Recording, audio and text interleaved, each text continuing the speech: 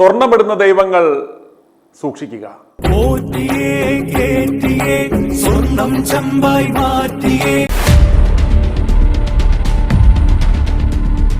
ആദ്യം നമുക്ക് പോറ്റിമാർ അതിരാവിലെ പാടുന്ന ഒരു സൂക്തം ആലപിച്ചിട്ട് ആരംഭിക്കാം.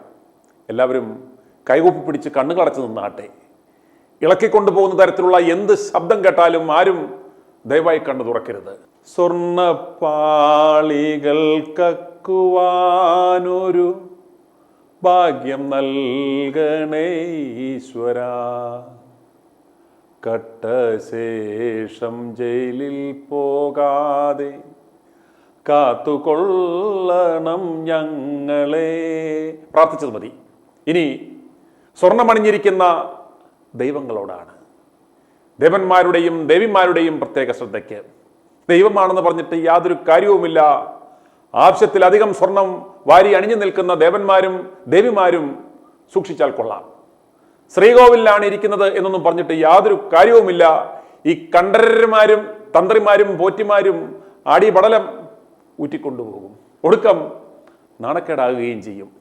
ഇട്ടിരിക്കുന്ന അരിഞ്ഞാണം മാത്രമല്ല, കെടുങ്ങാമണി വരെ വിമാർ കടത്തിക്കളയും. സ്വർണം കട്ടുകൊണ്ടുപോയാൽ പോട്ടെ എന്ന് വെക്കാം. കാരണം അടുത്ത ദിവസം വേറെ ഏതെങ്കിലും മൊണ്ണകൾ കൊണ്ട് പോയതിലും കൂടുതൽ സ്വർണം കാണിക്കുകയായി തരും. എന്നാൽ അപകടം എന്താണെന്ന് ചോദിച്ചാൽ, ഇതിലേതെങ്കിലും ഒരു മൊണ്ണ ചുമ്മാതിരിക്കുമ്പോൾ ലവന്റെ തല കൊണ്ട് ചുമ്മാ ഒന്ന് ചിന്തിച്ചു എന്ന് വെക്കുക. എന്ത് അല്ല, ഈ ദൈവത്തിന് സ്വന്തം സ്വർണ്ണരിഞ്ഞാണം പോലും ഒന്ന് സൂക്ഷിക്കാൻ കഴിവില്ല. പിന്നെ എങ്ങനെ നമ്മുടെ ഈ ചീള് കേസൊക്കെ നടത്തി തരാൻ പറ്റും എന്ന്. ഒരു 100 രൂപ കാണാതെ പോയ ഒരാൾ ദൈവത്തോട് പ്രാർത്ഥിക്കുകയാണ്, എൻ്റെ ദൈവമേ, എൻ്റെ കാണാതെ പോയ 100 രൂപ തിരികെ കിട്ടിയാൽ ഞാൻ മുട്ടനൊരു തേങ്ങ അടിച്ചേക്കാമേ എന്ന് പ്രാർത്ഥിച്ചാൽ ദൈവത്തിൻ്റെ ആ അവസ്ഥയൊന്ന് ഓർത്ത് നോക്കിയേ. അപ്പോൾ ദൈവത്തിൻ്റെ ആ വൈക്ലഭ്യം ഒന്ന് നിങ്ങൾ ചിന്തിച്ചേ. ദൈവത്തിന് പറയാൻ പറ്റുമോ, ഒന്ന് പോടാപ്പ, എൻ്റെ അരിഞ്ഞാണം വരെ ഏതോ മലരം പോറ്റി അടിച്ചോണ്ട് പോയി, അത് അവന്മാർ ബംഗളൂരുവിൽ എവിടെയോ കൊണ്ട് ഉരുക്കി കൊണ്ടുപോയി വേറെ ഉരുപ്പിടിയാക്കി, ഞാൻ ആരോട് പറയും എന്ന് കരുതിയിരിക്കുമ്പോഴാണ് നിന്റെ ഒരു 100 ഉലുവ എന്ന്. മിന്നൽ രക്ഷാജാലകത്തിന്റെ കമ്പിയിൽ പിടിച്ച് വാനോളം ഉയർന്നു നിൽക്കുന്ന ദൈവം, സർവവും കാണുന്ന ദൈവത്തിന്റെ ആ തൃക്കണ്ണ് പോരാഞ്ഞ് നല്ല കെടുക്കാച്ചി AI സർവീലൻസ് ക്യാമറകളും, അതും പോരാഞ്ഞ് മിലിറ്ററി സർവീസ് കഴിഞ്ഞ് നല്ല വെടിവെക്കാൻ അറിയാവുന്ന സെക്യൂരിറ്റികളും, അതും പോരാഞ്ഞ് ഭഗവാന്റെ സ്വത്ത്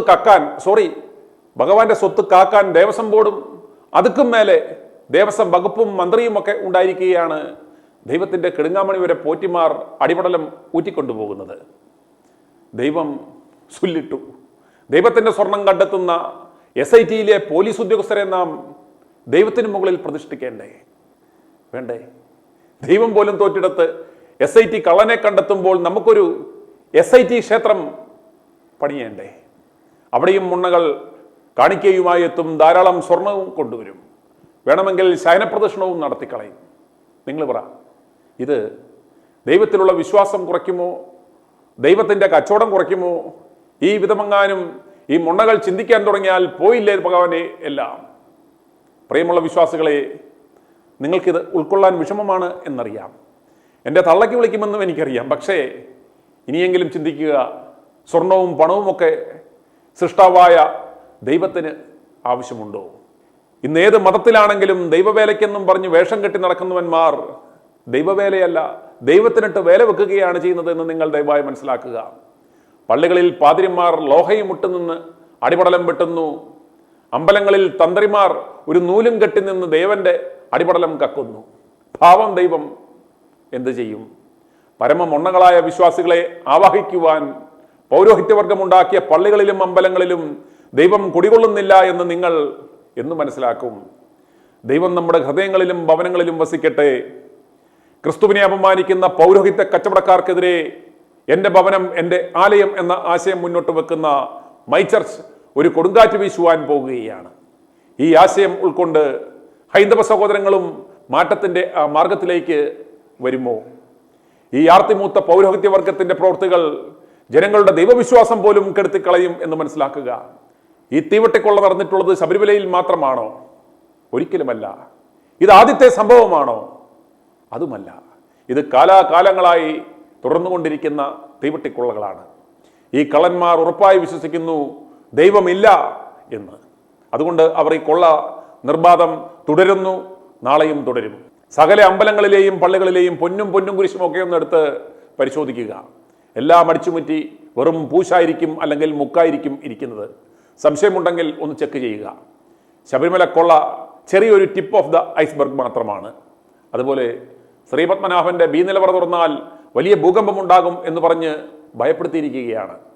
കാരണം മറ്റൊന്നുമല്ല, ഹറ തുറന്നാൽ ചില അപ്രിയ സത്യങ്ങൾ ജനങ്ങൾ അറിയും എന്നതുകൊണ്ട് മാത്രമാണ് ഈ ഭയപ്പെടുത്തൽ.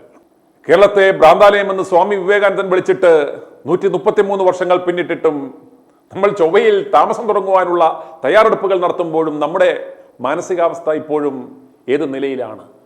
സ്വാമി വിവേകാനന്ദൻ പറഞ്ഞ ആ അവസ്ഥ തന്നെയല്ലേ? സോ കോൾഡ് IAS ഉദ്യോഗസ്ഥന്മാരാണ് ഈ ദൈവ കച്ചവട ബോർഡിന്റെ അധ്യക്ഷൻ എന്ന് പറയുമ്പോഴാണ് ശരിക്കും എൻ്റെ ദൈവമേ എന്ന് വിളിച്ചു പോകുന്നത്. വിശ്വാസികളോട് ഒരു അഭ്യർത്ഥനയുള്ളത്, ദയവായി നിങ്ങൾ ദൈവങ്ങളെ തെണ്ടുകളാക്കരുത്. അവർക്ക് നിങ്ങളുടെ ചെല്ലിക്കാശും പൊന്നും പണവും ഒന്നും ആവശ്യമില്ല. അത് വല്ലതും ആവശ്യക്കാർക്ക്, സാധുക്കൾക്ക് അറിഞ്ഞു കൊടുക്കുക. നിങ്ങൾക്ക് ദൈവാനുഗ്രഹം ഉണ്ടാകും. അല്ലാത്തത് ഇതുപോലുള്ള കള്ളം പോറ്റിമാരും തന്ത്രിമാരും മന്ത്രിമാരും ഒക്കെ ചേർന്ന് കൊണ്ടുപോകും. i2i News, an eye for truth. i2i News subscribe ചെയ്തിട്ടില്ലാത്തവർ ഇപ്പോൾ തന്നെ സബ്സ്ക്രൈബ് ചെയ്യുക. നോട്ടിഫിക്കേഷൻ ലഭിക്കുവാൻ ബെൽ ബട്ടണും അമർത്തുക.